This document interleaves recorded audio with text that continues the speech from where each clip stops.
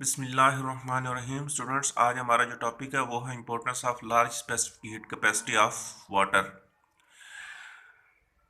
Heat capacity हमें मालूम है कि किसी भी ऑब्जेक्ट का टेम्परेचर 1 केल्विन तक इंक्रीज करने के लिए हमें जितनी एनर्जी रिक्वायर है उसको हम कहते हैं हीट कैपेसिटी। अब बेटा, जो वाटर है उसकी जो हीट कैपेसिटी वो तकरीबन 4200 है जूल केल्विन इनवर्स और किलोग्राम इनवर्स, और जबकि ज़मीन है उसका है 810 joule kilogram inverse kelvin inverse के।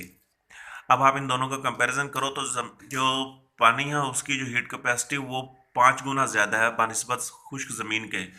अब चूंकि पानी की ज़्यादा है तो इसका मतलब ये है कि जो ज़मीन है उसका जो टेम्परेचर है वो बहुत जल्दी वो कम या ज़्यादा होगा, क्योंकि उसकी स्पेसिफिक हीट बहुत कम है।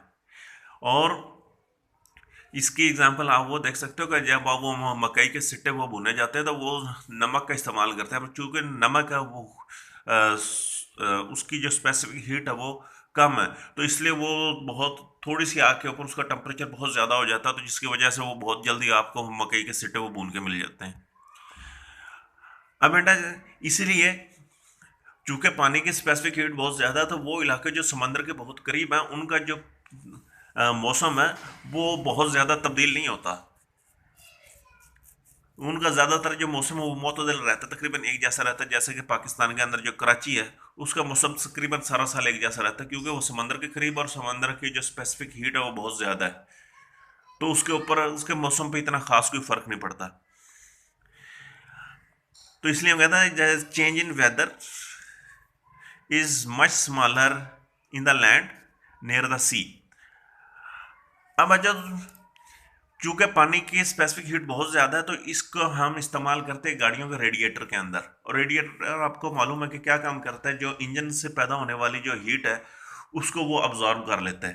तो पहला काम तो ये है कि ये जो लार्ज स्पेसिफिक हीट जो वाटर की है वो रेडिएटर के अंदर इस्तेमाल होती है एज ए कूलेंट, इंजन को ठंडा करने के लिए। और दूसरा वो कहता है in heating system water use to take thermal energy from the boiler radiator. और इसका रिवर्स प्रोसेस भी हो सकता है कि हम पानी को इस्तेमाल करें रेडिएटर के अंदर,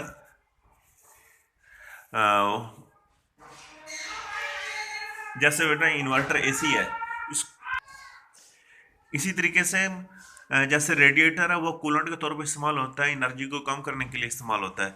इसी तरीके से जो हीटिंग सिस्टम है जहाँ पर हमें किसी चीज़ को गर्म करना वहाँ पर हम पानी का इस्तेमाल करते हैं, क्योंकि जो पानी है वो बहुत ज़्यादा अमाउंट के अंदर एनर्जी अब्जॉर्व कर लेता है। तो इसलिए बॉयलर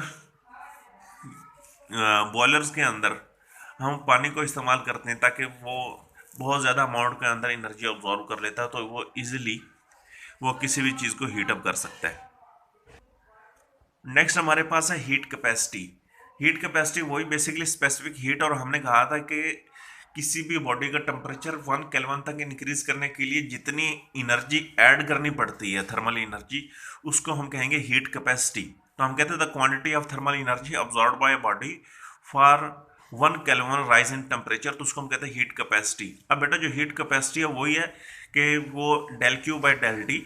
ये जो डेल क्यू है वो हीट एडेड है, क्योंकि जितनी हमने हीट को ऐड किया है, और जबकि जो डेल टी है वो इंक्रीज इन टेम्परेचर है कि आपने जितनी हीट ऐड की उसके नतीजे में टेम्परेचर कितना इंक्रीज हुआ है।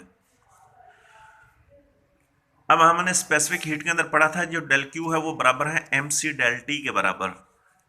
अब एम मास था, सी कांस्टेंट ऑफ प्रोपोर्शनैलिटी था जिसको हमने स्पेसिफिक हीट कहा था, और जो टी है वो राइज इन टेम्परेचर है। तो जब आप इस डेल क्यू को इस इक्वेशन के अंदर पुट करोगे तो ये बराबर आ जाएगा M C del T over del T. तो आपके पास हीट कैपेसिटी बराबर आ जाएगा M multiplied by C. M mass है और सी है specific heat of the substance.